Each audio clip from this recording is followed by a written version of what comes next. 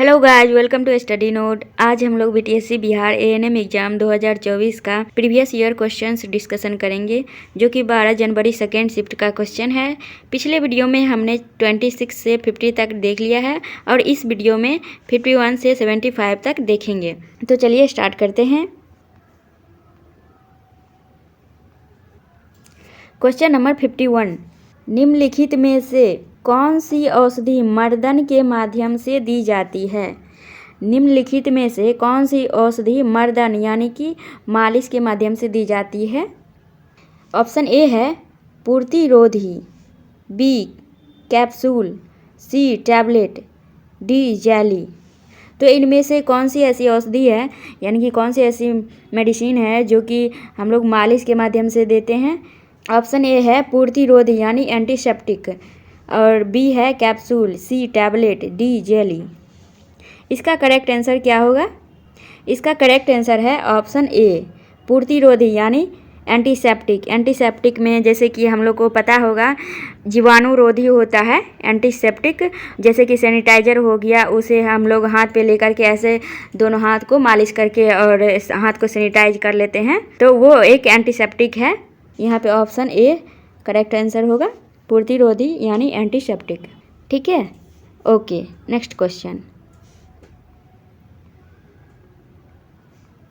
Question number 52, अतिसार रोग की नैमित्तिक विधा यानी कि डायरिया में मोड ऑफ ट्रांसमिशन क्या होता है? तो ऑप्शन ए है जल, बी रोगवाहक, सी वायु, डी शरीर तरल पदार्थ। तो डायरिया किस माध्यम से फैलते हैं? इसका करेक्ट आंसर क्या होगा? तो इसका करेक्ट आंसर ऑप्शन ए होगा, जल। दूषित जल के माध्यम से डायरिया फैलते हैं। ठीक है, ओके। नेक्स्ट क्वेश्चन,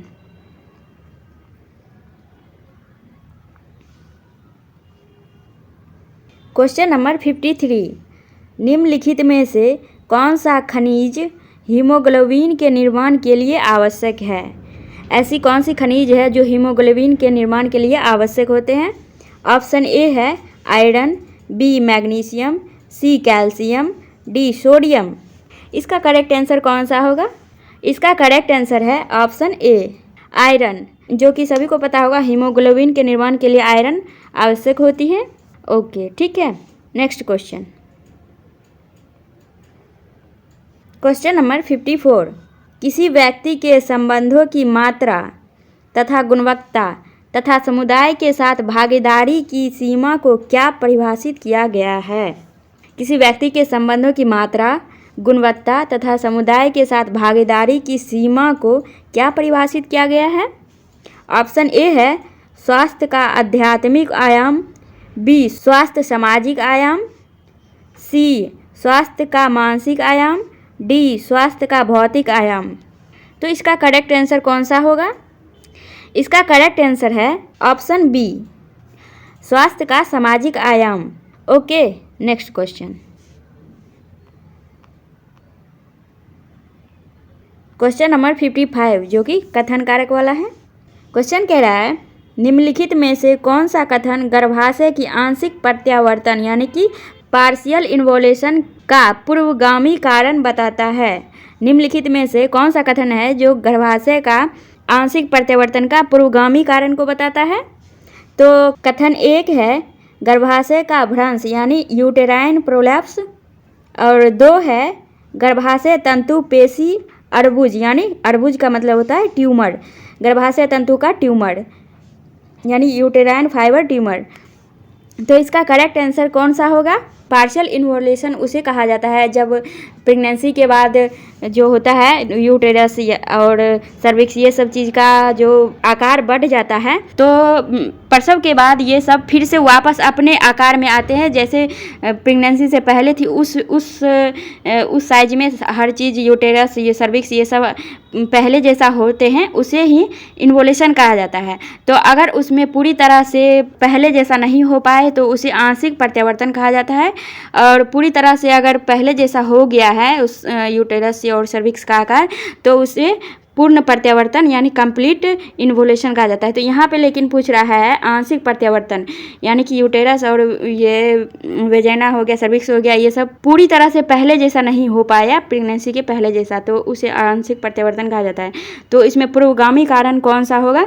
यहाँ पे होगा कथन ए है गर्भाशय का भ्रंश यानी यूटेराइन प्रोलैप्स की वजह से ये आंशिक प्रत्यावर्तन होता है, और गर्भाशय तंतु ट्यूमर हो उसकी वजह से भी आंशिक प्रत्यावर्तन हो सकता है। तो यहाँ पे ये कथन 1 और 2 दोनों यहाँ पे करेक्ट होगा, ठीक है। तो इसका करेक्ट आंसर हो जाएगा ऑप्शन डी, 1 तथा 2 दोनों, ठीक है। Okay, next question. Question number 56, यहाँ पे डैश है, डैश माता की पश्च पीयूष ग्रंथि द्वारा स्रावित होता है, इसका गर्भवती गर्भाशय पर उत्तेजक प्रभाव पड़ता है। यानी कि ऐसी कौन सी चीज़ है जो माता के पश्च पिट्यूटरी ग्रंथि यानी कि पोस्टेरियर पिट्यूटरी ग्लैंड द्वारा स्रावित होते हैं, तथा इसका जो प्रभाव होता है गर्भवती महिला के गर्भाशय पर उत्तेजक का प्रभाव यानी कि कंट्रैक्शन प्रभाव दिखाता है। तो ऑप्शन ए है थायरॉक्सिन, बी है इंसुलिन, सी ऑक्सीटोसिन, डी अधिवृक्क स्राव यानी एड्रिनल सिक्रेशन। तो इसका करेक्ट आंसर क्या होगा? ऐसी कौन सी चीज़ है जो गर्भाशय में कॉन्ट्रैक्शन करवाती है? तो इसका करेक्ट आंसर होगा ऑप्शन सी ऑक्सीटोसिन। ऑक्सीटोसिन जो होते हैं वो यूट्रस का कॉन्ट्रैक्शन करवाते हैं, ठीक है। Okay, next question. Question number 57, गृह दौरा योजना बनाने तथा उसे क्रियान्वित करने में निम्नलिखित में से कौन सा कदम उठाया जाता है? गृह दौरा यानी होम विजिट योजना बनाने तथा उसे क्रियान्वित करने में निम्नलिखित में से कौन सा कदम उठाया जाता है? कथन ए है दिनचर्या उच्च जोखिम तथा प्रसवोत्तर अनुसार अपने गृह दौरे का योजना बनाए, और कथन 2 है दौरे के संबंध में ग्राम प्रधानों या आंगनवाड़ी कार्यकर्ता को सूचित करें ताकि वे ग्रामीणों को सूचित कर सके। तो यहाँ पे पूछ रहा है जो होम विजिट के दौरान निम्नलिखित में से कौन सा कदम उठाया जाना आवश्यक होता है? तो यहाँ पे जो है दिनचर्या और उच्च जोखिम तथा प्रसवोत्तर अनुसार गृह दौरे का योजना बनाए, यानी कि किस टाइप के पेशेंट को देखने जा रहे हैं उस हिसाब से योजना बनाने के लिए बोला जा रहा है। और कथन 2 है दौरे के संबंध में ग्राम प्रधानों जैसे कि मुखिया हो गया, आंगनबाड़ी हो गया, आशा, उन सबको सूचित कर देना चाहिए ताकि वो जो वहाँ पे जो भी पेशेंट है वो सबको बता सके, सूचित कर सके कि हाँ आज यहाँ पे जो ANM है वो आने वाले हैं, तो आप लोग आज ज़रूर उपस्थित रहिएगा। तो ये भी करेक्ट है। कथन 1 और 2 दोनों करेक्ट है। तो यहाँ पे हो जाएगा, इसका करेक्ट आंसर हो जाएगा ऑप्शन ए, 1 तथा 2 दोनों, ठीक है। Okay, next question. Question number 58, ग्राम स्वास्थ्य पोषण दिवस के दौरान निम्नलिखित में से कौन सी गतिविधि निर्धारित नहीं है? यानी कि ग्राम स्वास्थ्य पोषण दिवस विलेज हेल्थ न्यूट्रिशन डे के दिन निम्नलिखित में से कौन सी गतिविधि निर्धारित नहीं है? तो ऑप्शन ए है प्रसवोत्तर देखभाल यानी कि एंटीनेटल केयर, ऑप्शन बी है नियमित प्रतिरक्षीकरण नियमित वैक्सीनेशन, और सी है परिवार नियोजन के संबंध में कोई मदद नहीं देना, और डी है किसी भी लघु व्याधि यानी कि कोई भी छोटा छोटा रोग है वाले रोगी का उपचार। तो यहाँ पे इनमें से ऐसी कौन सी गतिविधि है जो ग्राम स्वास्थ्य पोषण दिवस के दौरान नहीं की जाती है? तो यहाँ पे जो है ऑप्शन सी परिवार नियोजन संबंध के बारे में कोई मदद नहीं देना, ये बिल्कुल गलत है, ठीक है। तो यहाँ पे पूछ रहा है नहीं, इसीलिए इसका करेक्ट आंसर ऑप्शन सी ही हो जाएगा। जो परिवार नियोजन के बारे में बोल रहा है कि कोई भी मदद नहीं करना, जो कि गलत बात है। परिवार नियोजन के बारे में मदद करनी होती है, परिवार नियोजन के बारे में सभी को बतानी होती है, ठीक है। और प्रसवोत्तर देखभाल ये तो बताना ही होता है, और नियमित प्रतिरक्षीकरण भी ज़रूरी होती है, और जो लघु छोटे छोटे रोग होते हैं उनका भी उपचार होता है। तो ये तीनों सही है, ए, बी और डी सही है। और यहाँ पे जो है परिवार नियोजन के संबंध में मदद नहीं करना, यहाँ पे मदद की जाती है, ठीक है। तो यहाँ पे नहीं पूछ रहा है, इस वजह से इसका करेक्ट आंसर परिवार नियोजन के संबंध में कोई मदद नहीं करना, ऑप्शन सी करेक्ट आंसर होगा, ठीक है। Okay, next question.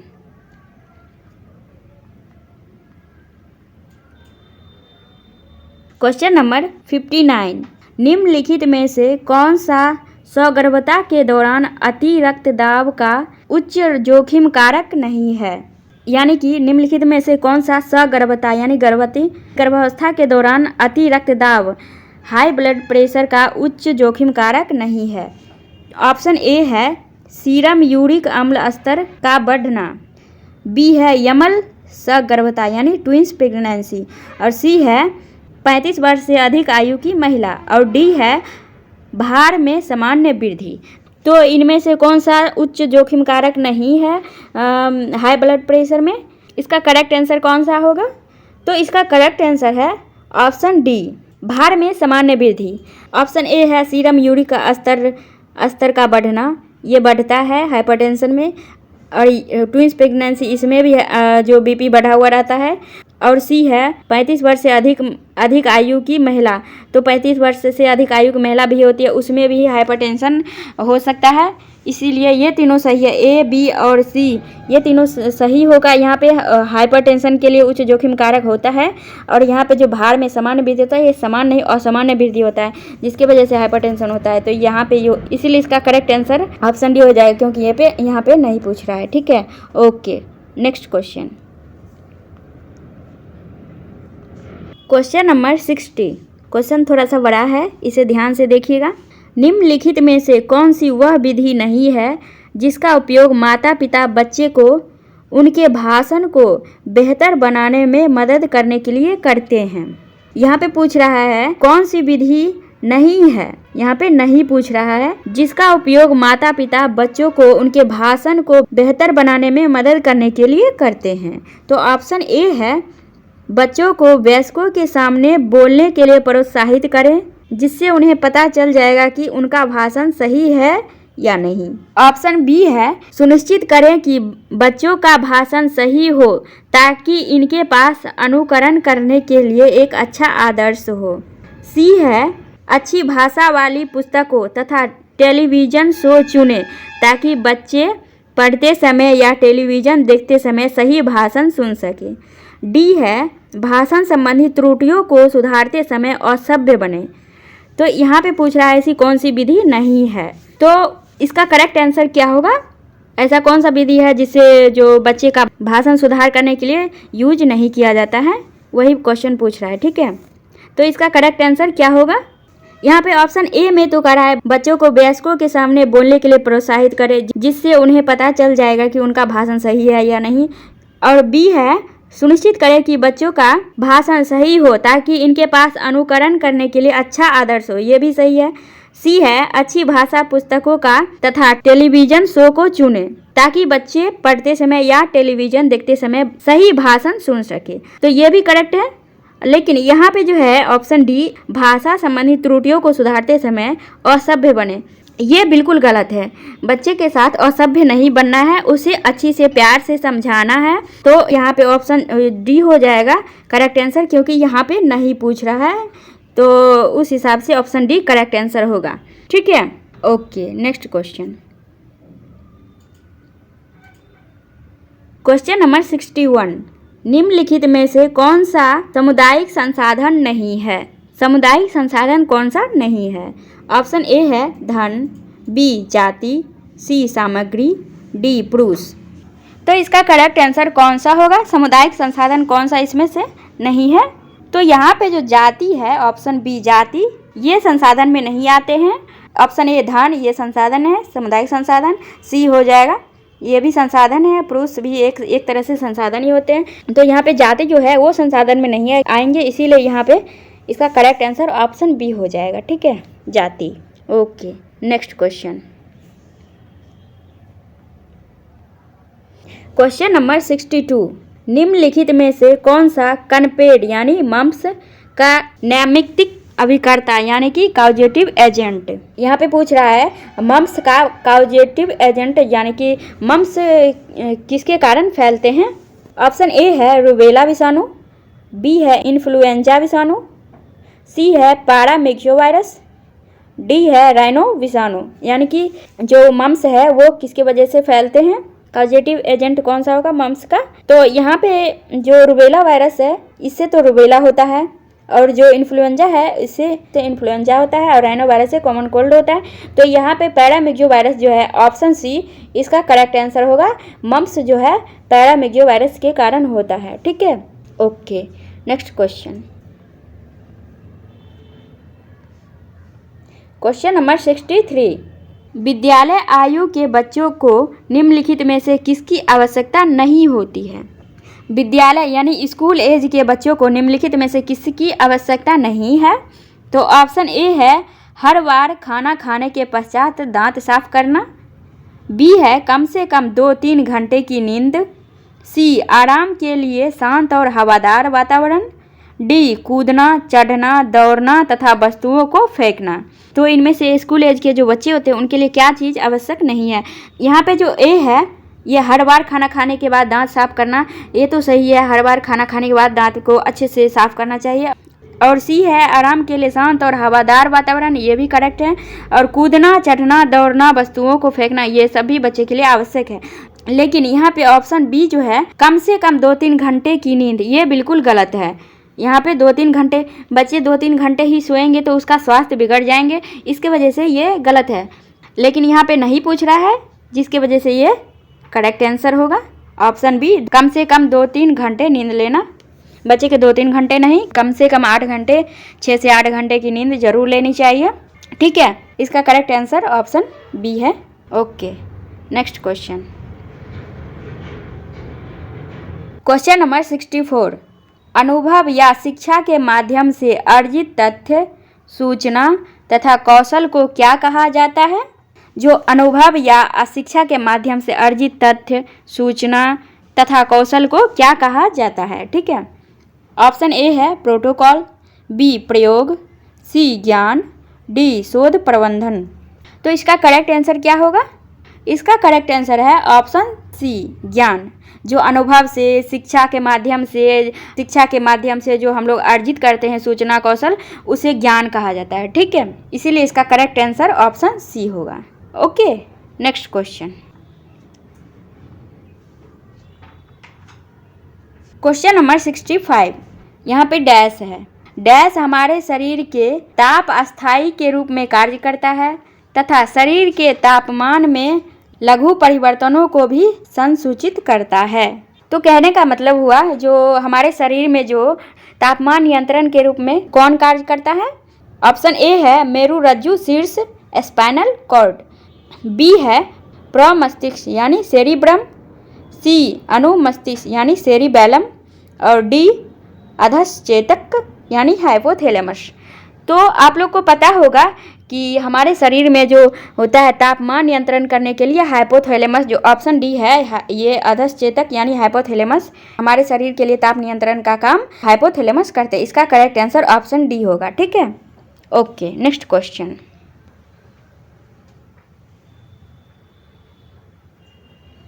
Question number 66। निम्नलिखित में से कौन सा कथन इस बात का सूचक नहीं है कि एक गर्भवती महिला के आहार को क्या प्रदान करना चाहिए? निम्नलिखित में से कौन सा कथन इस बात का सूचक नहीं है कि एक गर्भवती महिला के आहार को क्या प्रदान करना चाहिए? ऑप्शन ए है बढ़ते गर्भ की आवश्यकता, बी अनुचित स्तन्य स्रवण एबनॉर्मल ब्रेस्ट सिक्रेशन, सी है प्रसव दृढ़ता के दौरान शारीरिक सामर्थ्य तथा जीवन शक्ति, डी है मातृ स्वास्थ्य का रखरखाव। तो इसका करेक्ट आंसर कौन सा होगा? बढ़ते गर्भ की आवश्यकता, गर्भावधि बढ़ते हैं तो आवश्यकता खान पान की भी आवश्यकता, आहार की आवश्यकता बढ़ती है और मातृ स्वास्थ्य का रखरखाव ये भी जरूरी है। प्रसव दृढ़ता के दौरान शारीरिक सामर्थ्य का जीवन शक्ति ये भी जरूरी है। तो यहाँ पे जो है ऑप्शन बी अनुचित स्तन्य स्रवण यानी कि इनएप्रोप्रिएट ब्रेस्ट सिक्रेशन, ये गलत है। लेकिन यहाँ पे नहीं पूछ रहा है, सूचक नहीं है, तो इसीलिए इसका करेक्ट आंसर ऑप्शन बी हो जाएगा, अनुचित स्तन्य स्रवण। ठीक है, okay, next question, question number 67। श्यावता त्वचा के किस रंग में परिवर्तित हो जाने वाली विवरणता है? श्यावता यानी कि साइनोसिस में त्वचा का रंग किस रंग में परिवर्तित हो जाते हैं? साइनोसिस में जो त्वचा का स्किन का कलर कैसा दिखता है? तो यहाँ पे ऑप्शन ए है हरा रंग, बी लाल रंग, सी पीला, डी नीला। तो हमें बताना है साइनोसिस में स्किन का कलर कैसा होता है। तो आप लोगों को पता होगा कि साइनोसिस में स्किन का कलर नीला हो जाता है, ठीक है। Okay, next question. Question number 68। जब संक्रमण का स्रोत पोषद का शरीर ही हो तो इस प्रकार के संक्रमण को क्या कहा जाता है। तो कहने का मतलब हुआ संक्रमण का स्रोत पोषद यानी कि होस्ट, जब संक्रमण का स्रोत होस्ट का शरीर ही हो तो इस प्रकार के संक्रमण को क्या कहा जाता है। ऑप्शन ए है अंतर्जात संक्रमण, बी रोग लक्षण संक्रमण, सी पुनः संक्रमण, डी लक्षणहीन संक्रमण। इसका करेक्ट आंसर क्या होगा। तो इसका करेक्ट आंसर ऑप्शन ए होगा। जब संक्रमण का स्रोत होस्ट का शरीर ही होता है तो उसे अंतर्जात संक्रमण यानी इंडोजीनियस इन्फेक्शन कहा जाता है, ठीक है। Okay, next question. Question number 69। Bharat में राष्ट्रीय मानसिक स्वास्थ्य कार्यक्रम किस वर्ष लोकार्पित किया गया था। यानी भारत में राष्ट्रीय मानसिक स्वास्थ्य कार्यक्रम किस वर्ष लागू किया गया था। ऑप्शन ए है 1975 में, बी 1982 में, सी 1960 में, डी 1996 में। तो इसका करेक्ट आंसर कौन सा होगा। नेशनल मेंटल हेल्थ प्रोग्राम किस वर्ष लागू किया गया था। तो इसका करेक्ट आंसर होगा ऑप्शन बी 1982, 1982, ठीक है। Okay, next question. Question number 70। पोष कोरक की कौन सी परत मानव कोरियोनी गोनेडोट्रोपिन हार्मोन का उत्पादन करती है। यहाँ पे पोष कोरक का मतलब होता है ट्रोफोब्लास्ट। तो कहने का मतलब हुआ ट्रोफोब्लास्ट की कौन सी परत मानव कोरियोनी गोनेडोट्रोपिन हार्मोन का उत्पादन करता है। तो ऑप्शन ए है कोशिका पोष कोरक, बी उपकलाहीन, सी पत्निका, डी सिंसियोट्रोफोब्लास्ट। तो इनमें से ट्रोफोब्लास्ट की कौन सी परत जो है कोरियोनिक गोनेडोट्रोपिन हार्मोन का उत्पादन करता है। तो ऑप्शन डी है सिंसियोट्रोफोब्लास्ट, सी है पत्निका यानी कि डेसिडुआ, बी उपकलाहीन नन एपिथेलियल, ए कोशिका पोष कोरक साइटोट्रोफोब्लास्ट। तो इसका करेक्ट आंसर कौन सा होगा।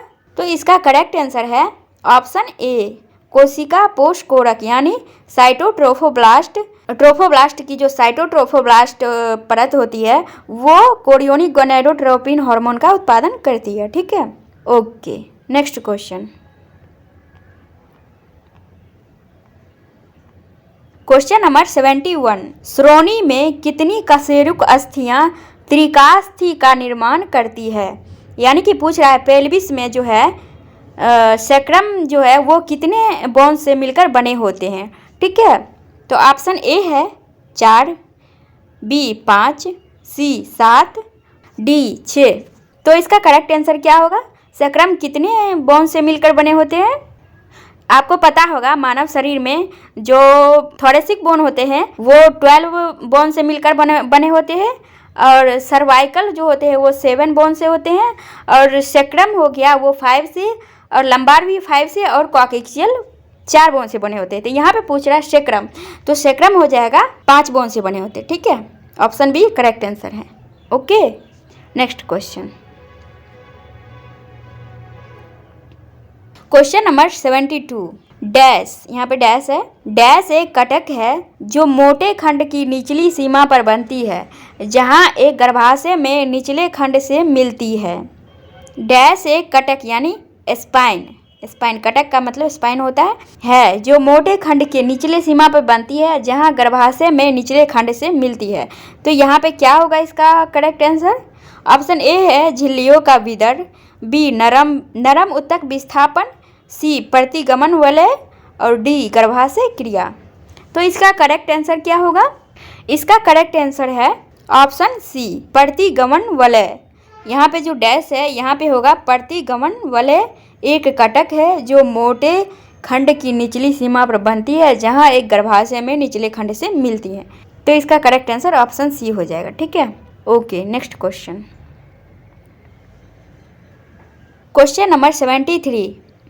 डैश में प्रश्वसन, निश्वासन तथा विराम शामिल है। यानी कि किसमें इनहेलेशन, एक्सहेलेशन तथा विराम शामिल है? ऑप्शन ए है तालु अनुक्रम, बी अश्वसन, सी मंद श्वसन, डी श्वसन चक्र। तो इसका करेक्ट आंसर कौन सा होगा? तो किसमें इनहेलेशन, एक्सहेलेशन और पाउच ये शामिल होते हैं? क्या वो ताल अनुक्रम है, या फिर अश्वसन में, या फिर मंद श्वसन में, या श्वसन चक्र में? तो इसका करेक्ट आंसर क्या होगा? इसका करेक्ट आंसर है ऑप्शन डी, श्वसन चक्र जो होता है उसी में प्रश्वसन, निश्वासन और विराम शामिल होते हैं। ठीक है, ओके।